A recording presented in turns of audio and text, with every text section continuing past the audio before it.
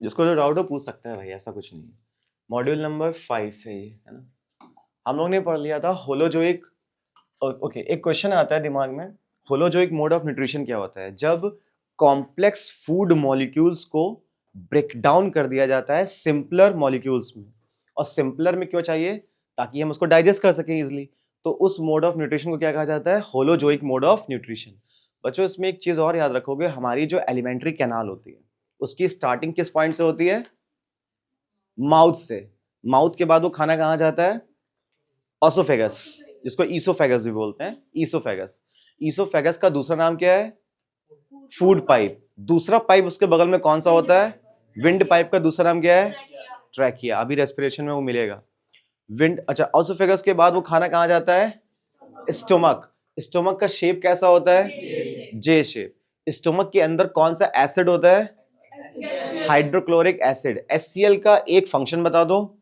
HCl का एक function कुछ नहीं याद आएगा तो क्या लिख के आ जाओगे? It helps in digestion of food. और ये 100% करेक्ट भी है। लेकिन जो दूसरा इसका मेन फंक्शन है, मतलब जो इसका प्राइमरी फंक्शन है, it kill germs inside stomach. जो भी हम खाना खाते हैं, मान लेते हैं कभी मम्मी ने कैबेज को सही से धुला नहीं, उसमें कोई जर्म्स बैठे हुए थे, वो सब्जी के साथ नीचे अंदर आ गए। लेकिन मैं तो एक बात बता दूं, अगर तुम सब्जी को नहीं भी धुलते हो और ऐसे भी खा लेते हो तो भी वो नुकसान नहीं करेंगे। क्यों? क्योंकि तुम उसको अच्छे से कढ़ाई में क्या कर लेते हो या प्रेशर कुकर में बॉईल कर लेते हो, जर्म्स उसी में मर जाते हैं 99%। लेकिन कुछ वायरसेस या बैक्टीरिया ऐसे होते हैं जो हाई टेम्परेचर को भी झेल जाते हैं, वो तुम्हारे स्टमक में आ ही जाएंगे, 100% आएंगे। तब उस केस में जो HCl होता है, हाइड्रोक्लोरिक एसिड होता है, वो क्या करता है? उसको किल करने का काम करता है, यानी जर्म्स को। HCl का हो गया। उसके बाद ऑसोफेगस के बाद खाना कहाँ गया? Small intestine. अब स्मॉल इंटेस्टाइन और ओसोफेगस के बीच में एक मसल पाई जाती है, जो स्टोमक और स्मॉल इंटेस्टाइन के बीच में। उस मसल का नाम क्या है? हिंदी में नाम पता है? ये कैसे? हाँ तो बताओ बेटा, यूट्यूब पे वीडियो पढ़ा, अगर नहीं देखोगे ये सब भूल जाओगे, सब भूल जाओगे। रानी, उस मसल का नाम क्या है? ये स्टोमक है, ये स्मॉल इंटेस्टाइन है। खाना अब नीचे पुश हो रहा है, किस मसल की हेल्प से पुश हो रहा है? क्या नाम है Riya? Spinster muscle. Spinster. Sphincter की स्पेलिंग बता दो अर्पित, क्योंकि वहां तो लिख के आओगे। तुम बताओ रिया। SPH है। क्यों वेदांत?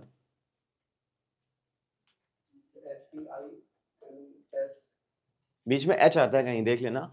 और बच्चों वो स्पेलिंग वगैरह देखते चलो। क्या होता है, जैसे बोर्ड में तुम्हें नंबर तो देते होगी ना, स्पेलिंग के नंबर तो नहीं काटते, लेकिन रेड मार्क लगा देते हैं। मेरा कहने का मतलब है कॉपी ऐसी हो कि उसको चाहे एक टीचर चेक करे चाहे 5 टीचर, उसमें एक भी कमी ना निकाल पाए कि इस बच्चे की स्पेलिंग गलत है। और वैसे भी स्पेलिंग सही रखोगे तो मैं इंग्लिश लैंग्वेज में काम आएगी ना। अच्छा, स्पिंस्टर मसल कही है, सही है। स्मॉल इंटेस्टाइन के बाद खाना कहाँ गया? Large intestine. लार्ज इंटेस्टाइन के बाद कहाँ जाएगा? NS। जो खाना हमारे माउथ से ईसोफेगस से स्टमक में जाता है, तो जो ईसोफेगस होता है ये कॉन्ट्रैक्ट होता है, सिकुड़ता है और खुलता है। कॉन्ट्रैक्ट, खुलता है ना। इस मूवमेंट को क्या कहा जाता है? Very good, peristaltic movement. अभी तक जितना भी मैंने तुम्हें पढ़ाया सबसे इंपॉर्टेंट क्वेश्चन इसमें यही है, या तो MCQs में बने या तो PYQs में किसी न किसी से आए। अब हम लोग यहां से आगे बढ़ते हैं बच्चों।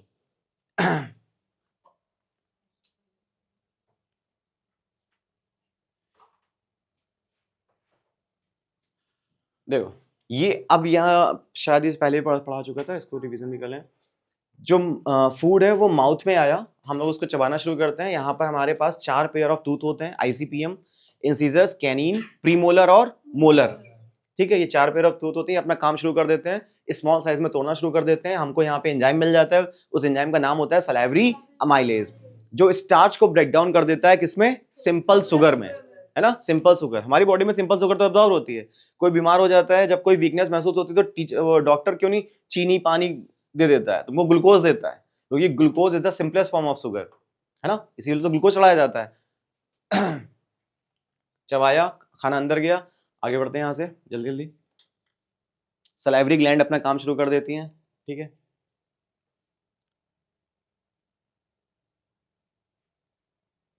ओके, ये एंजाइम याद रखना, सलाइवरी अमाइलेज। सलाइवरी अमाइलेज क्या काम कर रहा था? इट एक्ट्स ऑन स्टार्च, उसको तोड़ के सिंपल शुगर में डिवाइड कर देता है। Food is partially digested in mouth. आगे बढ़ते हैं यहाँ से। अब जो पार्शली डाइजेस्टेड फूड होता है वो ईसोफेगस से नीचे की तरफ जा रहा होता है, ठीक है। अच्छा, मैं सोच रहा हूँ ये काम क्यों नहीं कर रहा, क्योंकि इसको फुल व्यू में नहीं लगाया था। Okay, rhythmic contraction and relaxation of the muscles of the oesophagus, ये इसका मूवमेंट का क्या नाम क्या था? Peristaltic movement. ये मूवमेंट जो होता है ये कहलाता है बच्चों ये क्वेश्चन आ चुका है 2 मार्क्स में। एक ये, एक HCl का फंक्शन, अभी बाइल जूस आएगा उसका फंक्शन, 2-2 नंबर में सारे क्वेश्चन पूछे गए। यहाँ पे एक मसल होती है, इसको बोलते हैं स्पिंस्टर मसल। 3 टाइप के गैस्ट्रिक जूसेस प्रोड्यूस हो रहे थे। Number 1 hydrochloric acid. अच्छा एक चीज देखना, माउथ में कौन सी ग्लैंड थी? स्टोमक में कौन सी ग्लैंड है? गैस्ट्रिक ग्लैंड 3 एंजाइम्स प्रोड्यूस करती है या 3 जूसेस प्रोड्यूस करती है? उसमें से एक था HCl, HCl के बाद पेप्सिन, है ना? पेप्सिन के बाद म्यूकस। म्यूकस क्या काम करता है? स्टमक की लाइनिंग बनाता है, और हमारे अंदर जो हाइड्रोक्लोरिक एसिड भरा हुआ है वो हमारी बॉडी पे रिएक्ट करने से रोक देता है। म्यूकस का ये काम होता है। तो बड़ी समझ गई थी बात, है ना? ओके, तो पेप्सिन का काम तुमको समझ में आ गया, प्रोटीन को ब्रेक डाउन करता है बाइंड करके। उसके बाद ये हो गया। स्पिंस्टर मसल की स्पेलिंग देख लो अर्पित, SPHIN, है ना? ऐसा पढ़ो कि वो दिमाग में बना रहे, छपा रहे, स्पिंस्टर मसल। ओके, यहाँ पे वो now the food enters the small intestine. अब वो खाना ईसोफेगस तक हम पूरी डिटेल में अच्छे से पढ़ चुके हैं, यहां तक किसी को डाउट भी नहीं होगा। एनसीईआरटी का इंटेक्स क्वेश्चन है वहां पे 4। ये तुम्हारी जिम्मेदारी बनती है कि उन इंटेक्स क्वेश्चंस को पढ़ो और उसका आंसर देखो क्या तुम निकाल पा रहे हो, क्योंकि इंटेक्स क्वेश्चन इस साल भी बने हैं, 2-3 तो आए हैं, मैंने देखा था 26, 27, 37 क्वेश्चन में, किसी एक साइड में तो बने थे। वो खाना स्मॉल इंटेस्टाइन में आता है, वहां से। अब देखो यहाँ पे उसको क्या क्या चीजें मिलती हैं। Small intestine is the longest part of the alimentary canal. ये क्वेश्चन याद रखोगे, पीछे पूछा गया है। एलिमेंट्री कैनाल का सबसे लंबा पार्ट क्या होता है? Small intestine. फिर भी इसको स्मॉल बोलते हैं, इसका रीजन क्या है? इसकी जो डायमीटर होती है वो छोटी होती है, डायमीटर इसकी कम होती है। जो लार्ज इंटेस्टाइन है उसका लार्ज नाम इसलिए क्योंकि इसकी डायमीटर बड़ी है ना? और इसकी डायमीटर छोटी होती है। आगे बढ़ते हैं, लेकिन ये सबसे लंबी होती है। इसकी लेंथ जो एनसीईआरटी में लिखी है 5 to 6 मीटर। 1 मीटर पता है कितना होता है बच्चों? 1 मीटर कपड़ा इतना होता है। 2 मीटर, 3 मीटर, 4 मीटर, 5 मीटर, इतना कुछ तुम्हारे पेट के अंदर है, ठीक। अच्छा, रस्सी बना के निकालो, कपड़े सुखाओ उस पर। लिखा है fitted into a compact space in the belly. Belly के समझते हो? ये स्टमक होता है, बेली यहां पर होती है।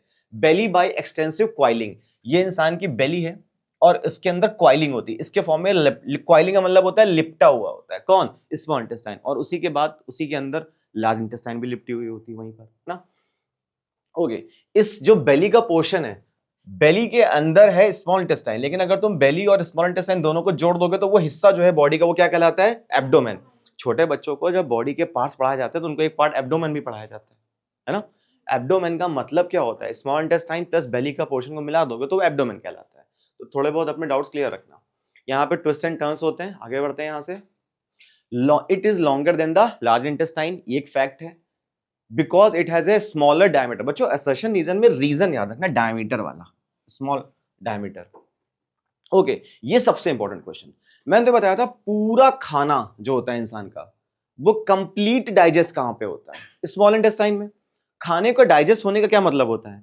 कि तुम्हारे बॉडी में कार्बोहाइड्रेट भी डाइजेस्ट हो जाए, फैट्स भी डाइजेस्ट हो जाए और प्रोटीन्स भी डाइजेस्ट हो जाए। तो ये सारा काम डाइजेशन का किस जगह पे कंप्लीट हो रहा है? स्मॉल इंटेस्टाइन में। क्लियर है क्या इतनी बात? स्मॉल इंटेस्टाइन में पूरा खाना जो बॉडी का है वो सब डाइजेस्ट हो जाता है। उसके बाद लार्ज इंटेस्टाइन में जाता है, जितना भी रफेज मैटर होता है, जितना भी फालतू का होता है, उसके बाद एनएस से वो बाहर निकल जाता है। ओके, आगे बढ़ते हैं। Digestion of food in the small intestine requires alkaline medium. ये बड़ा इंपॉर्टेंट पॉइंट आ गया सर, ये एल्कलाइन मीडियम क्या होता है? इसके लिए कुछ चीजें तुम्हें समझनी पड़ेगी, क्योंकि अब ये बायो है तो फिजिक्स केमिस्ट्री का कुछ पॉइंट है, क्योंकि केमिस्ट्री में मैंने पढ़ाई नहीं तुमको। तो तुम्हें एक चीज समझना है, पीएच क्या होता है? पीएच, पी का होता है power of hydrogen ion, power of hydrogen ion concentration, ion concentration. तो कई बार तुम इसको एनसीईआरटी में लिखा देखोगे H+, power of hydrogen ion concentration, इसको हम लोग क्या बोलते हैं? पीएच। पीएच क्या होता है? पीएच हमें किसी भी मैटर की हमें क्वालिटी बताता है। कैसे? देखो, पीएच की वैल्यूज होती है बच्चों, एसिडिक एग्जैक्ट 7 तो न्यूट्रल, 7 और 14 के बीच में तो बेसिक। अब बच्चों ये जो बेसिक सॉल्यूशंस होते हैं, इन्हीं बेसिक मीडियम या बेसिक सॉल्यूशन को कहा जाता है केमिस्ट्री में एल्कलाइन। एल्कलाइन, इसमें किसी को डाउट है क्या अभी तक? 7 से कम पीएच होगा तो एसिडिक होगा, 7 होगा तो न्यूट्रल होगा, 7 से 14 होगा तो एल्कलाइन मीडियम हो जाएगा। एल्कलाइन, बेसिक को ही क्या बोला जाता है? एल्कलाइन। ठीक है, अब तुम्हारे दिमाग में आएगा सर ये, अच्छा देखो बच्चों, एसिडिक का मतलब क्या है? जिसके अंदर H+ आयन पाए जाए उसको बोलेंगे एसिडिक। तो बेसिक का मतलब क्या है? सबसे मोस्ट न्यूट्रल जो होता है बेस, वो क्या होता है? पानी, वाटर।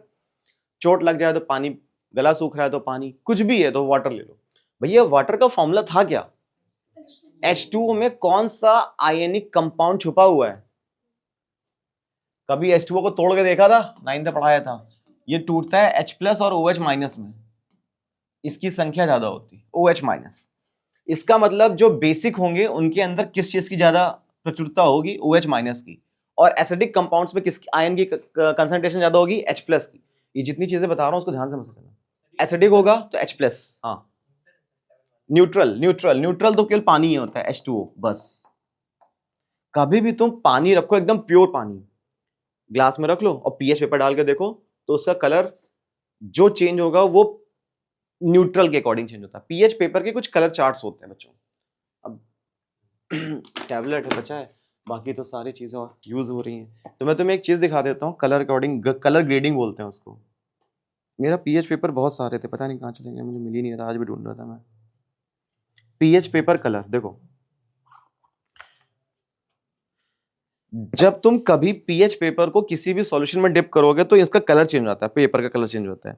जैसे किसी का कलर में अगर पॉइंट रीडिंग आई 13, इसके अकॉर्डिंग ये सब दिया हुआ है। टोमेटो जूस में डालोगे उसका पीएच 4 निकलेगा। क्यों? क्योंकि तुम्हें पता है टोमेटो एसिडिक होता है। कौन सा एसिड पाया जाता है टोमेटो में? नहीं भाई, ग्रेप्स में कौन सा एसिड होता है?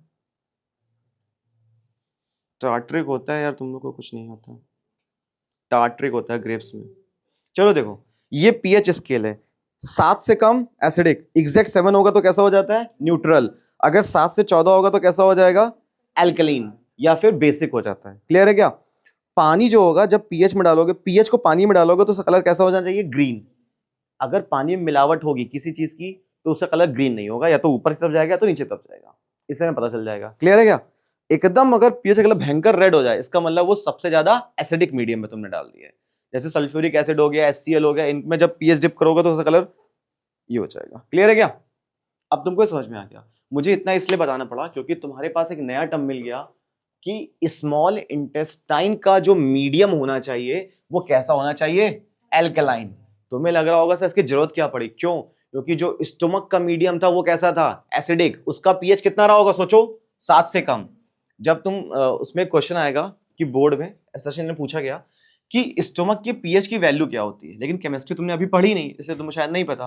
पीएच की वैल्यू 2 से 3 होती है। किसके? हमारे स्टोमक के पीएच की वैल्यू कितनी होती है? 2 से 3।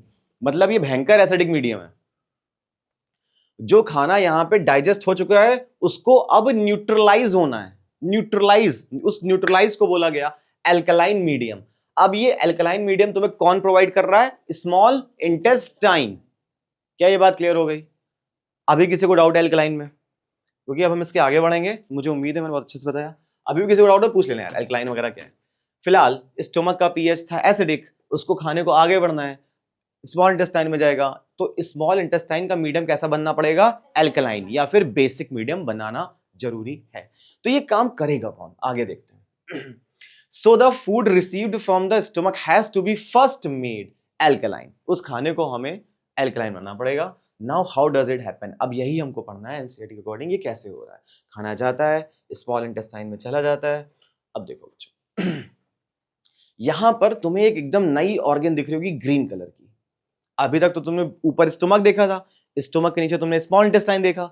अब ये जो ग्रीन कलर की ये वाला जो बलून जैसा पोर्शन निकला फूला हुआ, इसको हम बोलते हैं गॉल ब्लैडर। क्या बोलते हैं? Gall bladder. ठीक है, ये हमारा स्टोमक था। ये कौन है? लीवर का पोर्शन है। Largest gland of human body Sehwag कौन सी होती है? Gland of human body. कई बार आया हुआ क्वेश्चन है, अब तो पिट गया है, इतना बच्चों को रटा गया है, रट गया है, तुम्हें अभी भी नहीं रटा। Largest gland of human body कौन सी है? लीवर। लीवर भाई साहब, ठीक है, लार्जेस्ट ग्लैंड। ओके, तो भाई जितनी भी ग्लैंड्स होती है कुछ ना कुछ तो सिक्रीट करती है। कोई बता सकता है लीवर क्या सिक्रीट करता है? लीवर क्या बनाता है?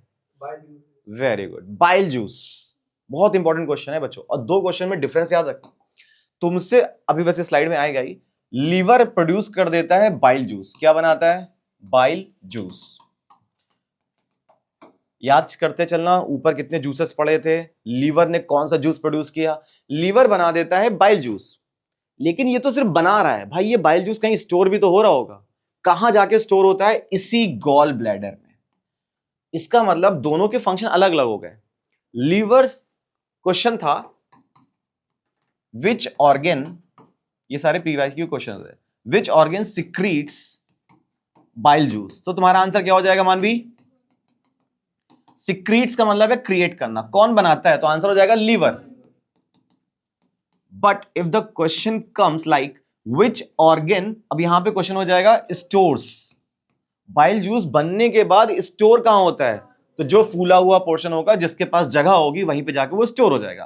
तो आंसर हो जाएगा तुम्हारा गॉल ब्लैडर। क्लियर है क्या? तो अगर स्टोर की बात करोगे तो आंसर होना चाहिए था गॉल ब्लैडर, भूलना नहीं इसको। तो मेरा क्वेश्चन ये था कि सर स्टोमक से जो खाना गया वो स्मॉल इंटेस्टाइन में जाएगा, स्मॉल इंटेस्टाइन में जाने के लिए उसको एल्कलाइन मीडियम चाहिए। एल्कलाइन मीडियम प्रोवाइड कौन कर रहा है? तो तुम बोलोगे सर बाइल जूस प्रोवाइड कर रहा है। तो बाइल जूस ऐसा कर क्या देता है? अब उसके बारे में थोड़ा एनिमेशन से देखते हैं, समझ में आएगा। गॉल ब्लैडर, ठीक है, उसके बाद उसने प्रोड्यूस किया बाइल जूस। लिखा है bile makes the food alkaline. तो 2023 वाले में क्वेश्चन आया था write two functions of bile juice ना, two functions of bile juice. इस साल इस टॉपिक से क्वेश्चंस कम आए हैं, लेकिन मेरी बात याद रखना, इस बार देखना इसमें डाइजेशन से अच्छे से क्वेश्चन मिलेंगे, क्योंकि पिछले इस साल पेपर में सर्कुलेटरी सिस्टम से क्वेश्चंस आए हैं बहुत सारे, तो इसलिए अच्छे से पढ़ के जाओ। बाइल क्या करता है? It makes the food alkaline. इसको बेसिक मीडियम प्रोवाइड कर देता है, जो उसका काम था स्मॉल इंटेस्टाइन में, जिसको चाहिए था। ओके, आगे बढ़ते हैं यहां से। दूसरा function, it also breaks the large flat globules, globule का मतलब होता है particles, into smaller ones. This increases the action of enzymes. अगर तुम्हें ये पूरी लाइन मान लो बोर्ड तक नहीं याद हो पाती है, तो तुम किसका फंक्शन लिख रहे हो? बाइल जूस का। तो तुम ऐसे लिख लेना, bile juice increases the action of enzymes. Teacher number नहीं काट सकता बच्चों, एक चीज याद रखना है ना, bile juice increases the action of enzyme. जितने भी स्मॉल इंटेस्टाइन में एंजाइम्स होते हैं, उनके एक्शन यानी उनके करने की स्पीड को कौन बढ़ा देता है? प्रोसेस कौन बढ़ाता है? Bile juice. बाइल जूस का पहला फंक्शन नैन्सी क्या पढ़ा अभी? इसके पहले वाला फंक्शन क्या था? क्या पढ़ा था?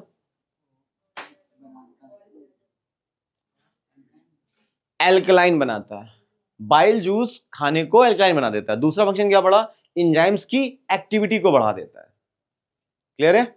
ओके बच्चों, एक चीज याद रखो, ये तुम्हारे पास एक क्वेश्चन आया कि फैट को डाइजेस्ट करने का काम कर रहा है, मतलब बाइल जूस फैट से अटैच करेगा और उसको तोड़ देगा छोटे छोटे टुकड़ों में। पता है इस प्रोसेस को क्या कहा जाता है? एनसीईआरटी में पढ़ोगे, एक लाइन लिखिए, इस प्रोसेस को कहते हैं emulsification of fat. EMULSIFICATION, emulsification of fats. Do not forget all these point, जितने भी नए नए पॉइंट्स आ रहे हैं ना, नए नए वर्ड सुनने को मिल रहे हैं तुम्हें। इमल्सिफिकेशन ऑफ फैट्स, कोई तुमसे पूछ ले कि ये इमल्सिफिकेशन का क्या मतलब होता है? जब फैट के बड़े बड़े मॉलिक्यूल्स को छोटे छोटे मॉलिक्यूल्स में तोड़ा जाता है, किसकी हेल्प से? बाइल जूस की हेल्प से। इस प्रोसेस को कहा जाता है इमल्सिफिकेशन ऑफ फैट्स। एमसीक्यू में क्वेश्चन बना, विच एंजाइम या विच gland helps in emulsification of fats? तो आंसर क्या हो जाएगा? Bile juice. लेकिन बाइल जूस प्रोड्यूस कहां से हो रहा था? लीवर से। अभी भी वही कंफ्यूज हो। स्टोर कहां पे हो रहा था? Gall bladder. क्लियर है? कौन सी ग्लैंड इमल्सिफिकेशन ऑफ फैट में हेल्प करती है? अब ग्लैंड का नाम क्या होगा? कौन सी ग्लैंड इमल्सिफिकेशन ऑफ फैट्स में हेल्प करती है? लिवर, क्योंकि लिवर ने तो प्रोड्यूस किया बाइल जूस को। क्लियर है क्या? ओके, तो तुमने कितने फंक्शन पढ़े अभी तक बाइल जूस के? 3। पहला, एल्कलाइन प्रोवाइड कराता है, एल्कलाइन मीडियम कर देता है। दूसरा, एंजाइम्स के एक्शन की स्पीड को बढ़ा देता है। तीसरा, इमल्सिफिकेशन ऑफ फैट्स। अभी भी किसी को डाउट है? आगे बढ़े यहां से। हम लोग अभी जो भी कुछ पढ़ रहे हैं ये सब स्मॉल इंटेस्टाइन के अंदर हो रहा है बच्चों, है ना, सब कुछ। This is called as emulsification of fats. ये तुम अच्छे से समझ में आ गया। देखो, फैट के ग्लोब्यूल्स जो बड़े बड़े थे उनको तोड़े के छोटा छोटा कर देगा ये। कौन करेगा? बाइल जूस, ठीक है, ताकि वो इजिली डाइजेस्ट हो सके। बच्चों पता है फैट्स 2 तरीके के होते हैं। एक होता है सैचुरेटेड फैट्स, ये तुम्हारे सिलेबस में नहीं, जस्ट सुन लो। एक होता है अनसैचुरेटेड फैट्स। तुम कभी भी कोई भी खाने की चीज लाना घर पे जो पैकेट में आती हो, तो उसमें उसका कंटेंट लिखा होता है ना, तुम पढ़ते हो इतना प्रोटीन है, इतना फैट है, इतना विटामिन है, इतना ये सब। उसमें देखना फैट्स को 2 हिस्सों में डिवाइड करके लिखा होगा।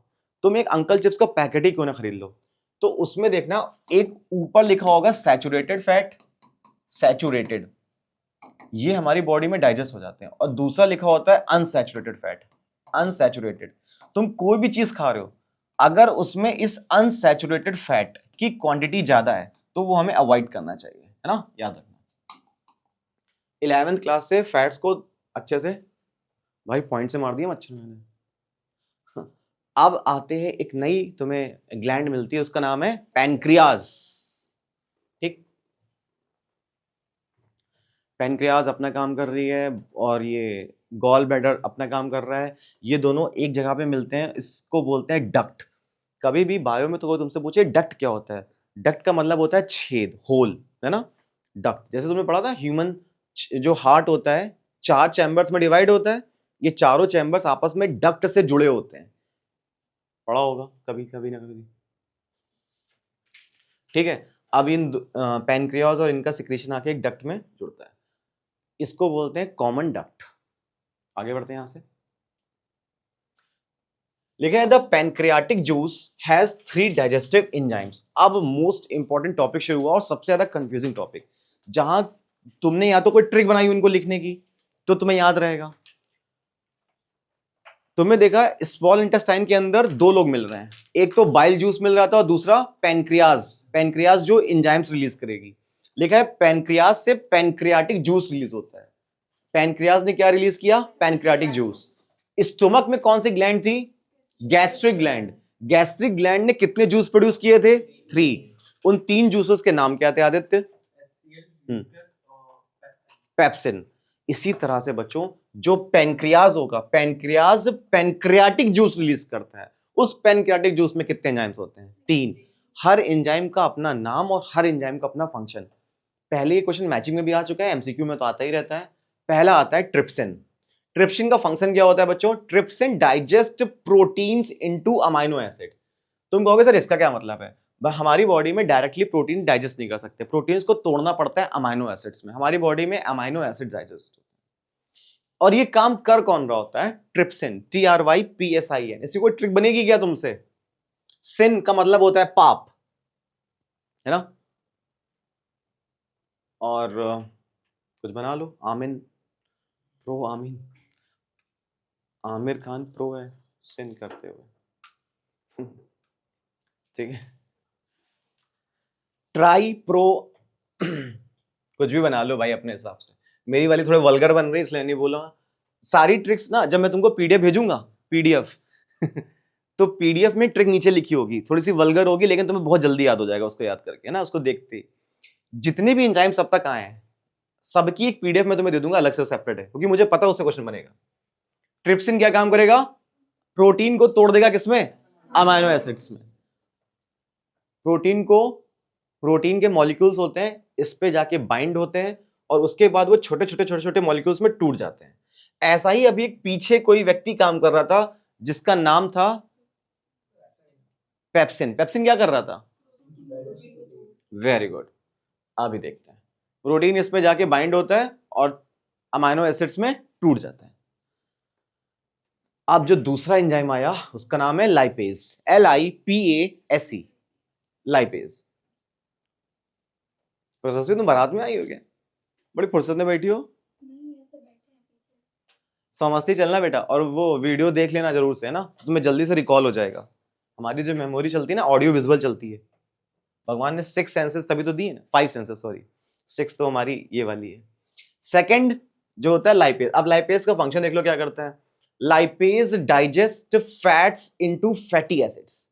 इसका मतलब है तुम लिख रहे होगे तो क्या लिखोगे, LIPASE, लाइपेज लिखोगे, फिर आगे लिखोगे फैट्स, फिर आगे converts into fatty acid. Trypsin protein को अमाइनो एसिड में कन्वर्ट कर रहा था, लेकिन जो लाइपेज है ये फैट्स को फैटी एसिड्स में तोड़ दे रहा है। ताकि ये सब टूट क्यों रहे हैं, छोटे छोटे ग्लोब्यूल्स में टूट रहे हैं, हमारी बॉडी उनको डाइजेस्ट कर सके।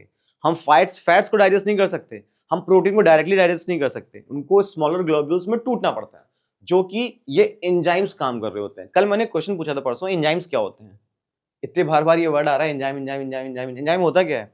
एंजाइम्स एक ऐसे केमिकल्स होते हैं जो खुद केमिकल रिएक्शन में पार्टिसिपेट नहीं करते, लेकिन उस रिएक्शन की एक्टिविटी को आगे की तरफ बढ़ा देते हैं।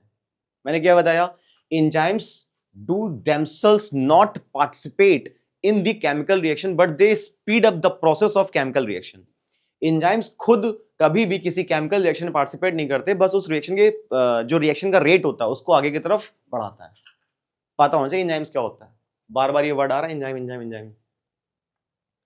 तो तुमने पढ़ लिया सर ट्रिप्सिन, तुमने पढ़ लिया लाइपेज। अब आता है लाइपेज क्या करेगा, फैट आएगा इसके ऊपर बैठेगा और फैट्स को तोड़ देगा, ठीक है, फैटी एसिड्स में। और तीसरा है, इसका नाम है pancreatic amylase. Pancreatic amylase, pancreatic amylase किसको तोड़ता है बच्चों, कार्बोहाइड्रेट्स को। और किस में तोड़ेगा कार्बोहाइड्रेट से, सिंपलेस्ट शुगर। और सिंपलेस्ट शुगर क्या होती है, ग्लूकोज। पैनक्रियाटिक अमाइलेज तोड़ेगा कार्बोहाइड्रेट्स को ग्लूकोज में।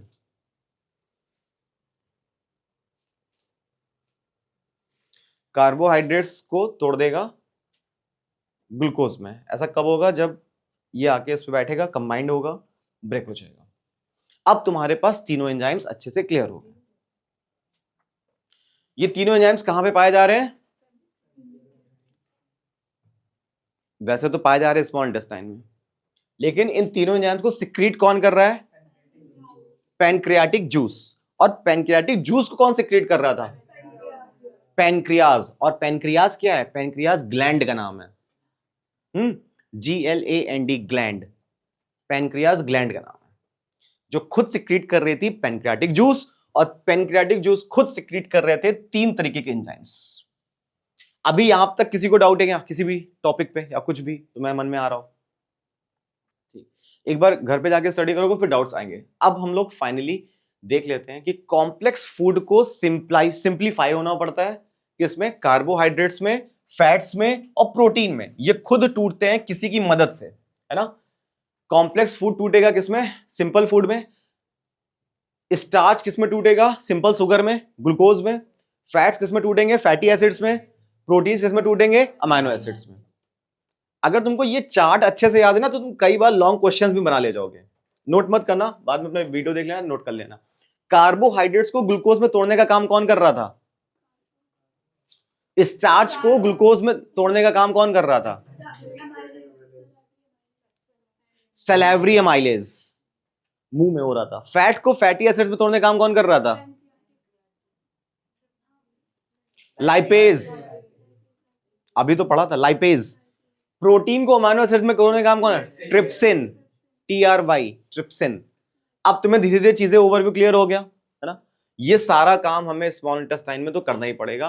फिलहाल कॉम्प्लेक्स फूड को तोड़ना पड़ता है सिंपल फूड में। और ये जो डेटिस लिखा हुआ है I.E. इसका मतलब डेटिस होता है। इस डेटिस का मतलब है कि कॉम्प्लेक्स फूड में क्या क्या कॉम्प्लेक्स है और सिंपल फूड में क्या क्या सिंपल है। आगे समझ में, ओके। यहां से तुम्हारा मॉड्यूल नंबर 5 भी पूरा कंप्लीट हो गया, जिसमें तुमने ये पढ़ा एलिमेंट्री कैनाल में स्मॉल इंटेस्टाइन तक का सारा फंक्शन। अब सुनो, तुमको ये पता चल गया कि सर फैटी एसिड्स में टूट गए, प्रोटीन अमाइनो एसिड्स में टूट गए, अब उनका होगा क्या, और स्मॉल इंटेस्टाइन ने ऐसा किया क्या उनके साथ कि वो लार्ज इंटेस्टाइन में पहुंचेगा, हम लोग पढ़ेंगे। Now the digested foods passes down through the small intestine. अब वो जो डाइजेस्टेड फूड था वो स्मॉल इंटेस्टाइन से भी नीचे आएगा, लेकिन स्मॉल इंटेस्टाइन अभी एक और काम करेगी बड़ा इंपॉर्टेंट। खाना नीचे बढ़ता है लार्ज इंटेस्टाइन की तरफ, ठीक, क्या कह रहे हो? हाँ, वो जो फैटी एसिड्स अमाइनो एसिड ये घूमेंगे 7 मीटर 8 मीटर बॉडी में पास होते रहते हैं। इसी मूवमेंट को तो पढ़ते हैं पेरिस्टाल्टिक मूवमेंट, जो सब कुछ ऊपर से चल रहा होता है। लिखा है inside the small intestine there are numerous finger like projections known as villi. तुमने याद है, तुम 9th क्लास में इस विली को पढ़ के आए थे, किसी को याद है इसका फंक्शन क्या था? विली कर क्या रहा था? विली इसका सरफेस एरिया को इंक्रीज कर देता है ताकि हमारा जो फूड है वो जल्दी डाइजेस्ट हो सके।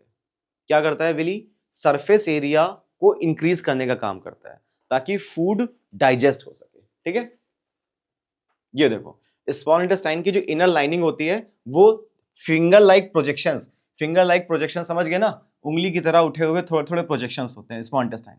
और बच्चों ये सिर्फ स्मॉल इंटेस्टाइन में नहीं होते, लार्ज इंटेस्टाइन में भी होते हैं, क्योंकि हम अभी ये पढ़ रहे हैं इसलिए तुमको यहां बताना पड़ा। देखो लिखा है villi absorb the digested food, जितना भी डाइजेस्टेड फूड था ये विली के द्वारा एब्जॉर्ब हो जाता है। अब ये जितनी ज्यादा होंगे, जितनी ज्यादा लाइनिंग होगी, खाना तुम्हारा उतना अच्छे से डाइजेस्ट हो जाएगा, एब्जॉर्ब हो जाएगा बॉडी मसल्स में। क्लियर है क्या ये बात? यहां से आगे बढ़े। The villi are richly supplied with blood vessels. ये जो विली होते हैं ये कनेक्ट होते हैं किससे? ब्लड वेजल से। ये छोटी छोटी ये जो रेड कलर के ब्लड वेजल से इससे कनेक्ट है। इससे क्या करते हैं? एब्जॉर्प्टिव कैपेसिटी को बढ़ा रहे हैं, खाना जल्दी जल्दी डाइजेस्ट होने लग जाता है। देखो लिखा भी the absorbed food is taken to each and every cell of the body where it is utilized for obtaining energy.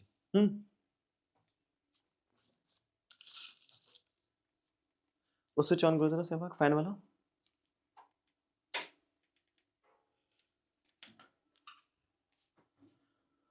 यहां से आगे बढ़ते हैं। ब्लड वेजल्स में चला गया खाना। लिखा है नाउ द अनअब्जॉर्ब फूड, जो एब्जॉर्ब नहीं हुआ वो कहां जाएगा? लार्ज इंटेस्टाइन में। जो एब्जॉर्ब हो गया वो कहां चला गया था? ब्लड वेजल्स में। जो एब्जॉर्ब हो गया था वो सब कहां गया था? ब्लड वेजल्स में। ब्लड वेजल्स में गया कैसे था? विली की हेल्प से। जो एब्जॉर्ब नहीं होगा वो कहां जाएगा? लार्ज इंटेस्टाइन में। याद रखना, जो एब्जॉर्ब नहीं होगा वो सब चला जाएगा लार्ज इंटेस्टाइन में। ये देखो अब large intestine does not have any digestive function.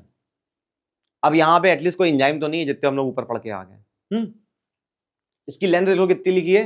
1.5 metre, 1.5 metre इसकी लेंथ होती है लार्ज इंटेस्टाइन की।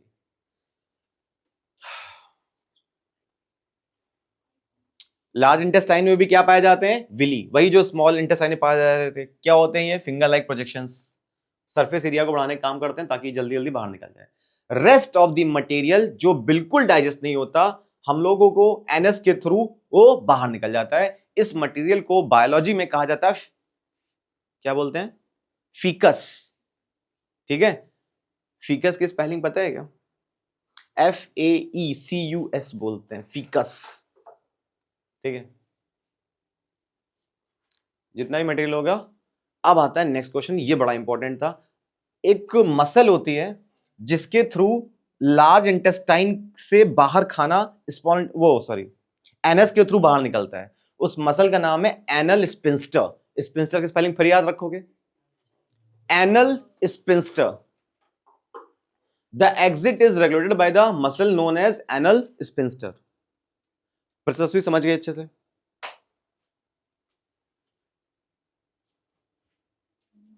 Anal sphincter.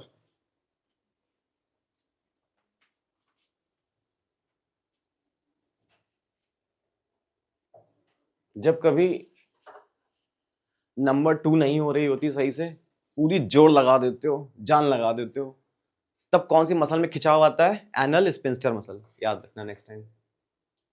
ये एक टाइप की मसल होती है, इसमें कोई बताने वाली बात ही नहीं है। यहां से तुम्हारा लार्ज इंटेस्टाइन से लेकर खाना चला गया एनएस और एनएस से निकल गया बाहर। इतना क्लियर हो गया सभी को? जो अगला टॉपिक आता है न्यूट्रिशन इन प्लांट्स। जैसे हमको एनर्जी चाहिए, खाना चाहिए, वैसे तुम्हें पता है प्लांट्स को भी चाहिए। लेकिन प्लांट्स को एनर्जी चाहिए जिस प्रोसेस से, उस प्रोसेस का नाम क्या है? फोटोसिंथेसिस। फोटोसिंथेसिस के लिए 3 चीजों को होना जरूरी है। कल ही पढ़ाया था, इनऑर्गेनिक को ऑर्गेनिक में कन्वर्ट कर देता है। वो 3 चीजें कौन सी थी? सनलाइट, कार्बन डाइऑक्साइड और वाटर यानी H2O, है ना।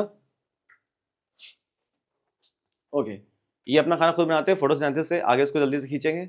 Green plant in the presence of sunlight, फिर क्लोरोफिल चाहिए, टेक्स इन, और जो CO2 होती है वो पत्तियों में जाती है। पत्तियों में क्या पाया जाता है? क्लोरोफिल, जो फोटोसिंथेसिस में हेल्प करता है, और वाटर। ये 3 फैक्टर चाहिए। कन्वर्ट कर देगा किसमें? कार्बोहाइड्रेट्स। ये होता है ऑर्गेनिक। ये जो चीजें मिल रही थी वो थी इनऑर्गेनिक। यही तो कल पढ़ा था। इनऑर्गेनिक सब्सटेंसेस को कन्वर्ट कर देता है ऑर्गेनिक सब्सटेंसेस में, और इसी प्रोसेस को क्या बोल रहे थे? फोटोसिंथेसिस। बच्चों हम लोग तेजी में खींचेंगे, इसमें कुछ नहीं पढ़ना, अपनी रिएक्शन याद रखनी है सीधे। फोटोसिंथेसिस रिएक्शन है। अच्छा ये याद रखोगे, द रिलीज, जो एनर्जी रिलीज होती है वो किसके फॉर्म में रिलीज होती है? एटीपी। एटीपी की फॉर्म पहले पढ़ चुके हो, एडेनोसिन ट्राइफॉस्फेट, ठीक है। H2O के मॉलिक्यूल स्टोमेटा में जाते हैं। सीधे रिएक्शंस पे आते हैं। ये इस रिएक्शन को रटे रहना, ये केमिस्ट्री में भी बैलेंसिंग करने को आई है कई तरीकों से। लिखा है 6CO2 plus 12H2O gives C6H12O6 6H2O plus 6O2। पानी मिला, जमीन से पानी मिला उसको, कार्बन डाइऑक्साइड उसको हमसे मिली, कार्बन डाइऑक्साइड प्लस वाटर लिया, उसको सनलाइट मिल रही है in the presence of sunlight and with chlorophyll. किसमें टूटते हैं ये लोग? सिंपलेस्ट सुगर में, है ना। सिंपलेस्ट सुगर का मतलब क्या हो गया? ग्लूकोज, अभी हम लोग ह्यूमन बॉडी में पढ़ के आए थे। प्लस वाटर का मॉलिक्यूल रिलीज होता है, प्लस ऑक्सीजन। यही ऑक्सीजन हमें चाहिए, ये जो ऑक्सीजन के मॉलिक्यूल्स रिलीज होते हैं, है ना, ये तो चाहिए। इतना याद रखो। अच्छा, जैसे जो बच्चे रटते हैं वो एक चीज समझ लें कि इस पूरी बैलेंसिंग में इस C6H12O6 के पीछे कोई कोफिशिएंट नहीं है, याद रखना। कभी कोई तुमसे पूछेगा इसमें से कौन सी करेक्ट इक्वेशन है, तो याद रखना ग्लूकोज के पीछे कोई भी कोफिशिएंट नहीं है, बाकी सबके पीछे है। मैंने तो ऐसे याद किया था 6 12 6 6 12 6 6, याद रखो, 6 12 6 6, है ना। ओके, ये जो रिएक्शन है ये है रिएक्शन ऑफ फोटोसिंथेसिस। कमाल की बात ये है कि क्लास 8th की साइंस में भी पढ़ा था तुमने इसको, पढ़ा था ना, 8th या 7th में था शायद। ये जल्दी जल्दी नहीं होते हैं स्टेप्स, बहुत समय लगता है। अच्छा, ये जो कुछ डेजर्ट प्लांट होते हैं, डेजर्ट प्लांट छोड़ दो, तुम अपने घर में देखो, बरगद का पेड़, कहते हैं बरगद या पीपल नीचे नहीं सोना चाहिए रात में। क्यों नहीं सोना चाहिए? उल्टा काम करने लगता है। यस, रात के वक्त वो CO2 रिलीज करते हैं, है ना। कुछ डेजर्ट प्लांट भी ऐसे काम करते हैं, कैक्टस। बस इस स्लाइड में इतना ही है। Thank you very much.